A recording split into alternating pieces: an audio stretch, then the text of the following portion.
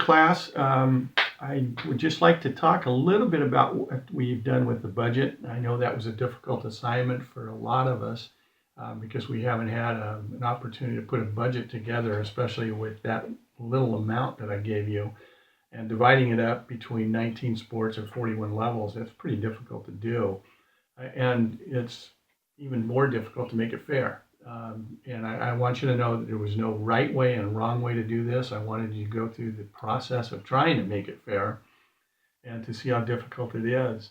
Um, it's just impossible to make it equal with all teams. All teams are different. They all have different needs. And I think one of the things that helped me as an athletic director was the fact that I coached different sports. I coached girls volleyball, wrestling, football, baseball, and then being a PE teacher for 20 years. I learned a little bit about swimming, aquatics, what the needs were for each program. Each program's different. They all have specific needs, and so it's impossible to make it fair. One of the things I learned as an athletic director when I'm divvying up the money is number one, make it transparent. As a baseball coach, athletic director, it had to be transparent. Every coach knows still, even though I retire from baseball this year, they know exactly how much they're going to get. They know how much the other guy is going to get. It's got to be fair. It's got to be transparent. I've been doing this, this way for all the years I've been an athletic director, and I haven't had any complaints from coaches other than, coach, how come football gets so much money, and how come, the rest of us don't? How come it's not fair? Well, once you explain it to them, they understand. Well, football pays for the gate. Football gate pays for all the officials for all sports. So, all the rest of us, aside from football, we need football. We need them to be strong. We need them to have a good gate so that we can have officials. It costs in our school about $17,000 a year to pay for officials for every sport, including football. So we need football to be strong. We need them to win, to bring the gate in, because they're about the only sport other than basketball that can charge because they play at night. And even basketball has a hard time in our school paying, the expenses. So football is the key. Now, football coaches will complain sometimes until they understand that, how come we're not getting, more money? Well, because we have to pay for other sports. Well, they say, well, let them pay for themselves. They should fundraise. Well, they can't. They fundraise as it is. You saw how much money they get. They have to fundraise, right? So football needs the other sports, and here's why. Now, a lot of us wrote or used Title IX in our research and response articles. They were great, by the way. And that is one reason. Title IX. Football can't be just football and then not have the rest of the sports. They're not an island.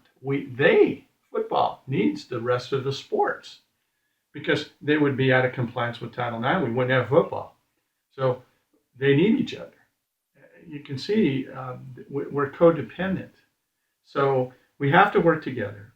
We have to do the best we can with the budget we have, and that includes fundraising. So another thing that I learned is don't be too specific in how you divvy up the money. Give it to the head varsity coach. Let them deal with the freshmen and the JV programs. That's their program, and they know better. It gets back to the two theories of leadership: theory X and theory Y. We have to have enough confidence in our head coaches that they're going to do a good job, and we're not going to micromanage. And yeah, sometimes we have to mentor them. We have to kind of guide them as to how they spend the money and how they divvy it up. That's part of leadership, but let them figure it out. They'll figure it out real quick as long as you give them the guidelines. And that's one of the things that I've learned. Don't be too don't micromanage too much. You want to help them. Okay. Now that you're going to have to supplement that budget. You got to fundraise, and with fundraising come a lot of rules. And some of you mentioned fees. I put something up there from the Office of Civil Rights, the language that you can use and can't use in the public school system. Now, if you're in a private system, you guys have it made because you can charge. It's legal. But if you're receiving any kind of federal money from the feds, there are so many hoops you got to jump through, and you can't use the word fee or mandatory. You can't even make them fundraise mandatory. You can encourage, and you have to be real. It's almost a juggling act as to what you can and can't say. We have to fundraise, but there's a way to do it. And when I talk to the parents, I encourage them. I just tell them, look, without your help, we can't run this program. You can see the money, and I let them know too. Here's what we get. Here's what we have to fundraise. Help us, and they usually do. Some of you said, talked about charging for transportation in one of the research and responses. The weird thing is you can't charge for athletic transportation, but you can charge from home to school. For kids to go to school, you can do that, but you can't charge athletic transportation. It's got to be free. And so that is a key too. And we'll talk more on that later. But the key is just be transparent, do the best you can, and it's not going to be perfect, but you got to do the best you can with it. I just want to kind of remind us all that our handbook is coming up. Don't wait till the last minute. Work on the front end, and that's now. Try to get as much in as you can with that handbook. And if you have any questions, email me. If you email me at Joe Marcos _Marcos at chino.k12.ca.us, I'll get it on my phone. It's quicker that way. I do check the APU mail every day, but it comes to my phone this way. The handbook's coming. I want to also encourage you to take a look at that APA format that I put up. Some of you still don't have a grasp on the APA. It's going to come back to get you if you don't. Not in this class, but in other classes. So learn it now. It makes it easier for me to read your work too, and make sure you cite and use a reference page. The next thing coming up is the parent involvement, and there's a video response on that.